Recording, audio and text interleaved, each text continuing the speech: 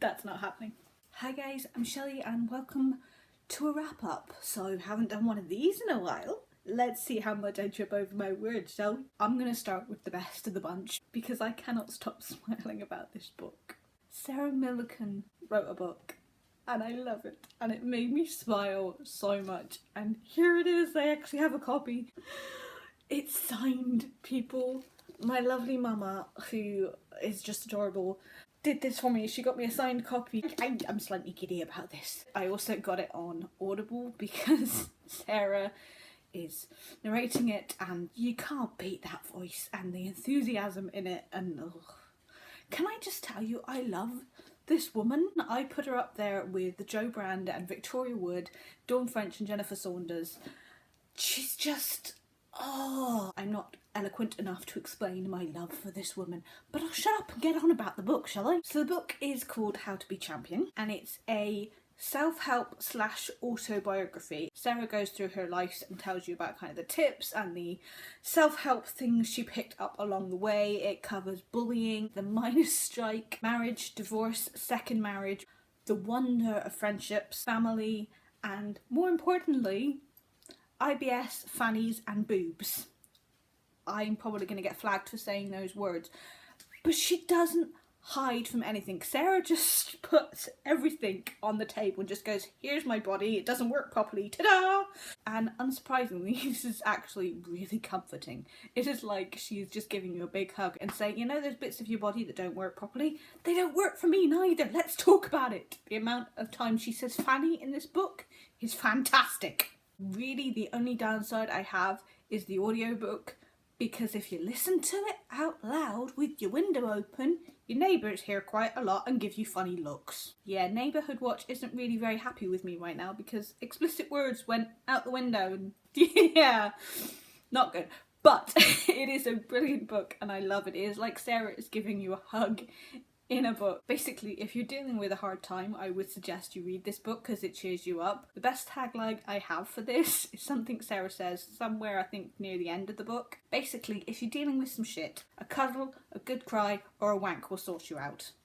That is how this book goes. Then it's pretty inevitable that I bought and read the new John Green book, Turtles All the Way Down. It follows Asa, who is 16 years old, and she is trying to be a good friend and a good daughter and just be a calm human being in the world. But life ain't like that inside Asa's head. She is dealing with some mental and emotional difficulty. She describes it as a spiral of thoughts that keeps tightening and tightening and tightening and tightening until she cannot think of anything else and obsessing and doing things that don't make any sense to her. But she's doing them anyway because a voice in her head is telling her to. Meanwhile, while that is going on, an old friend of hers is dealing with a couple of family problems, shall we say, and the book goes from there. I don't want to give too much away because there is a kind of murder mystery thing going on within this book, and it's best if you want to find out what happens that you read it. Like The Fault in Our Stars Before Us is told from a female point of view, Asa, but other than that, it's like other John Green books, and that is, there's not a lot of dialogue going on, it's mainly inner monologues inside Asa's head. Although that connects with Asa because of course she is stuck inside her head in this spiral of thoughts, I found it very difficult to read and connect with it. Like the John Greens before The Fault in Our Stars, I have trouble with his writing. I have trouble with the amount of inner monologue and the amount of vocabulary that is used. I don't know a 16-year-old that thinks and talks like this. Maybe it's because I'm dyslexic. I'm making all these excuses as to maybe why I didn't like it. I believe it is true to mental illness. I believe that John Green has put a lot of thought into this and a lot of realism. But for me, whether it was too close to the bar, it just didn't connect with me. Whether it's connected with others, I think it has because other people have loved this. Moving on, I also read The Gender Games by Juno Dawson. I don't know how to sum up my thoughts about this book. I could be here for a while. It covers sexuality, it covers gender, which are not the same thing. I'm learning more about that as I go along with this book. It is like you are sitting down in front of your mate and having a nice little chat, and at the same time you are learning. They are feeding so much good information into your brain. You're just like, Hang on, can we go back? I need to talk about that again. I think it's a book that I will refer back to a lot. There's a part in the book where Juno introduces herself to you, saying, "Hi, I'm Juno Dawson. What's your name?"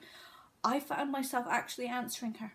I was having a conversation with the audiobook. That's how good it is. That's how much I connected to it. Juno has a lovely way of putting things across. Sometimes it got a little preachy, but at the same time Juno would explain that this is just her point of view. This is not everybody's point of view, and you shouldn't, just accept this and move on. There are other ways of thinking. Please go and find out what they are. At the same time, some of them not so good. So maybe, stay away from the far right. But if that is your choice, you are free to choose. This is a free and open country, and I've got slightly sidetracked. There is a chapter in the book about street harassment and rites of passage and the pressure put on young women these days. This started a whole spiral of thoughts for me. Probably it's another video, but for now I did do a Tumblr post on my thoughts, which I will link down below if you are interested in reading, because that really did trigger a whole lot of stuff that I had been holding back that I wasn't aware of. So I very much enjoyed this book. It was a little preachy at times, but nevertheless it started a lot of conversations in my head, and actually started a conversation with people in my family, so that was good. Yeah, those were the books I read this month. There's only 3 of them, but they were big uns, and a lot of stuff is going on in my head because of them, but I've started reading again. We're getting going. Anyway, I hope you guys are good. Please tell me what you think of these books if you've read them, or if you're going to read them, or anything. I don't know how to end this video all of a sudden.